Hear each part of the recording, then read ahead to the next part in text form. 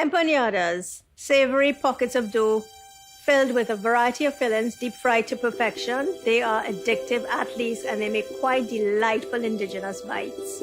Empanadas are indigenous to the Spanish-speaking Caribbean islands and South America. There you mostly find them as street foods. I like to create my empanadas with beef. Sometimes I would use chicken, but I find beef is a lot sweeter as the filling.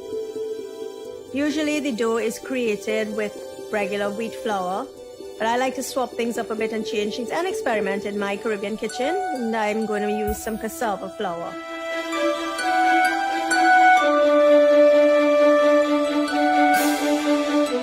So I'm using cassava flour. I'm going to put a little bit of wheat flour into that, not a lot, some butter, some salt, no rising agent is needed here.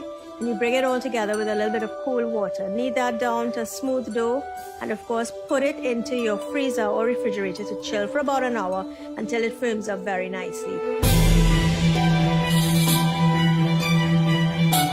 So while that's chilling, I'm going to put together my beef filling.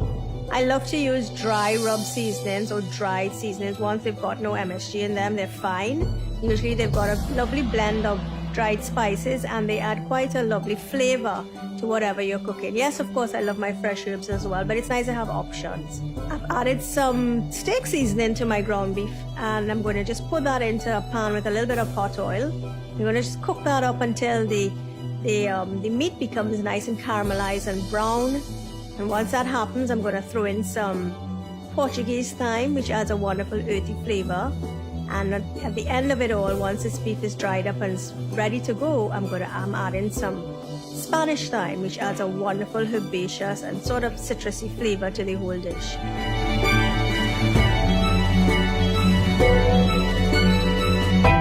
So this, of course, goes into the refrigerator to chill a bit, because we can't really put hot filling into cold dough. It's going to melt down your dough. So once that's chilled up, I'm going to just put my filling together with my cassava dough for our empanadas. So I'm going to roll this out. It's got a nice yellow color from the butter as well. Stamp out a few of those. I'm using about a 3-inch cutter. Then I'm going to start to fill it with my beef. So once we put on our beef onto our empanada pieces, we just want to fold it over, take a little bit of water to moisten the edges, and just bring it together with your fingers, because it's a very soft dough.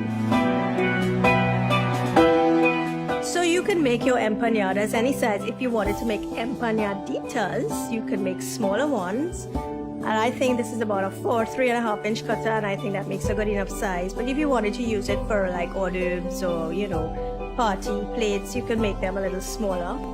So I'm frying this in some hot coconut oil, because I love to fry in coconut oil. It's a lighter sort of product you get at the end.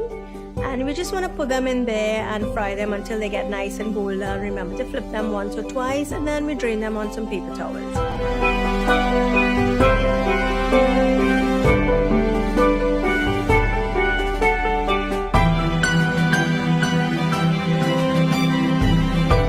So look at these empanadas now, they're done. I'm going to break one. Oh my God, look how gorgeous that looks.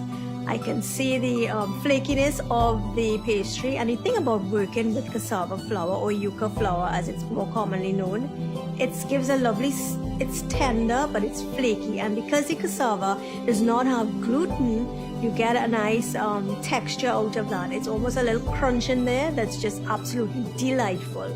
I know you're going to love it. This is just a wonderful way to experiment. Cooking is about loving to cook. It's a wonderful treat for all the senses, and I love this indigenous empanada we've made today with this cassava flour, and I think you're going to enjoy it too.